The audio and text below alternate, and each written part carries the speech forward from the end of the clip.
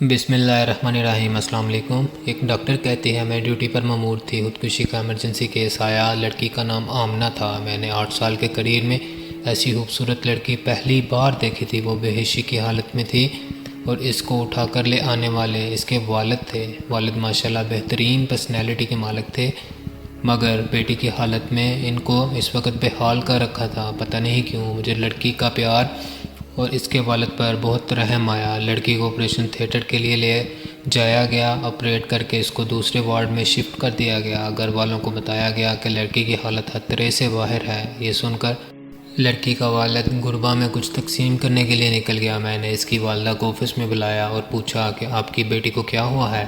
مختصراً لڑکی کی والدہ نے جو مجھے کہانی سنائی وہ کچھ یوں تھی۔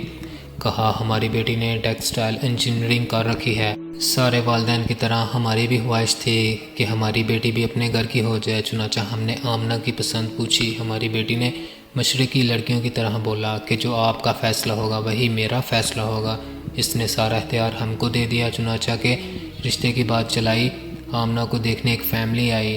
لوازمات اور خدمات سے مستفید ہونے کے بعد عورتیں آمنہ کے کمرے میں گئی۔ ایک نے آمنہ کے ہاتھ سے چائے پینے کی فرمائش کی۔ اس کے بعد وہ لوگ چلے گئے۔ چند دن بعد بغیر کچھ بتائے رشتے سے انکار کر دیا۔ آمنہ کے لیے پہلی بار تھا جب وہ ریجیکٹ ہوئی تھی، مگر ماں باپ کی تسلی نے آمنہ کو بہت حوصلہ دیا۔ ایک بار پھر آمنہ کو دیکھنے فیملی آئی۔ چائے پینے کے بعد اجازت چاہی اور کچھ دن بعد کہہ کر یہ انکار کر دیا کہ لڑکی کو مہمان نوازی نہیں آتی، کیونکہ اس نے لڑکی کی ماں کو ٹیبل سے اٹھا کر چائے پیش نہیں کی تھی، بلکہ عام مہمانوں کی طرح ٹیبل پر چائے رکھ دی تھی۔ اس انکار کے ساتھ آمنہ اور آمنہ کے والد بھی اندر سے ٹوٹ چکے تھے۔ اللہ کی رضا سمجھو۔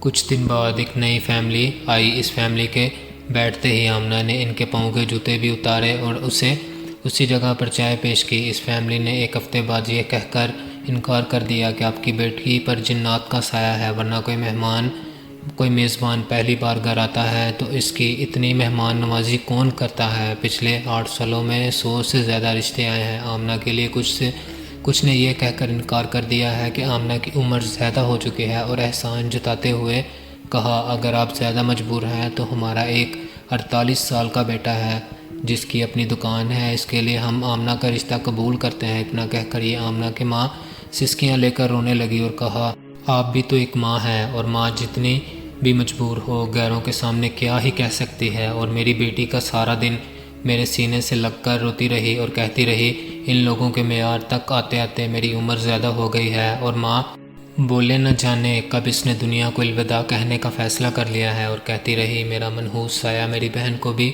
والد کی دہلیز پر بوڑھا کر دے گا۔ میں نے آمنہ کی والدہ کو پانی پلایا، اتنے میں اس کا والد اور پیچھے سے وارڈ بوائے کمرے میں داخل ہوا، اور وارڈ بوائے نے کہا آمنہ ہوش میں آ گئی ہے۔ آمنہ کی والدہ بجلی کی تیزی سے وارڈ میں داخل ہوئی۔ آمنہ کا سر اٹھایا اور سینے سے لگا کر رونے لگی۔ اتنے میں اور آمنہ کا باپ بھی وارڈ میں داخل ہوئے۔ آمنہ ماں کو چھوڑ کر باپ کے گلے لگ کر رونے لگی اور کہنے لگی بیٹیاں باپ پر بوجھ ہوتی ہیں نا پاپا آپ نے مجھے کیوں بچایا، مجھے مرنے دیتے تاکہ میرا منحوس سایہ گھر سے نکلے اور گڑیا کی شادی ہو جائے، نہیں تو وہ بھی آپ کی دہلیز پر پڑی رہے گی اور بوڑھی ہو جائے گی۔ آمنہ کا باپ چپ چاپ آنسو بہا رہا تھا۔ میں نے حالات کو آؤٹ آف کنٹرول ہوتے ہوئے دیکھا تو میں نے آمنہ کو انجیکشن دے دیا اور آمنہ کے والد کو لے کر آفس میں آ گئی۔ میں نے آمنہ اور اس کی چھوٹی بہن کو اپنے دونوں بھائیوں کے لیے مانگ لیا۔ آمنہ کے والد کی آنکھوں میں آنسو آ گئے، مگر اب وہ آنسو خوشی کے تھے۔ میرے دونوں بھائی بھی ڈاکٹر تھے۔ میں نے ان کو اپنا فیصلہ سنا دیا، وہ دونوں خوشی سے قبول کر چکے تھے۔ ویسے یہ تحریر لکھ کر میں آپ لوگوں سے یہ التجا کر رہا ہوں، ہم لوگ شادی ایک عورت سے کرتے ہیں، کسی حور سے نہیں۔ کسی کی بیٹی کو ریجیکٹ کرنے سے پہلے اس کی جگہ اپنی بیٹی کو رکھ کر سوچیں۔ ایک مرد ہونے کے ناطے یہ میں دعوے سے کہہ سکتا ہوں اگر عیب کے بنا پر ریجیکشن کرنا ہو تو لڑکیوں سے دگنی تعداد میں لڑکے ریجیکٹ ہوں گے۔ مجھ سے دنیا میں کسی بھی فارم پر کوئی بھی بندہ بحث کر لے، میں ثابت کر دوں گا کہ مردوں میں زیادہ عیب ہیں۔ میں ہاتھ جوڑ کر خدا اور اس کے رسول صلی اللہ علیہ وسلم کا واسطہ دے کر یہ التجا کرتا ہوں کہ کسی کو بلا وجہ عیب زدہ کہہ کر ریجیکٹ نہ کرو۔ آپ لوگ اللہ کی مخلوق کی عیبوں پر پردہ ڈالو گے تو اللہ تمہارے عیبوں پر پردہ ڈالے گا۔ آپ کے نکالے عیب نہ جانے کتنی لڑکیوں کو قبر تک لے جاتے ہیں۔ اپنا بھی خیال رکھیں اور دوسروں کا بھی خیال رکھیں اور دعاؤں میں یاد رکھیے گا۔ بہت شکریہ۔ ویڈیو اچھی لگی ہو تو چینل کو سبسکرائب کیجیے گا اور ویڈیو کو لائک کیجیے گا۔ اللہ حافظ۔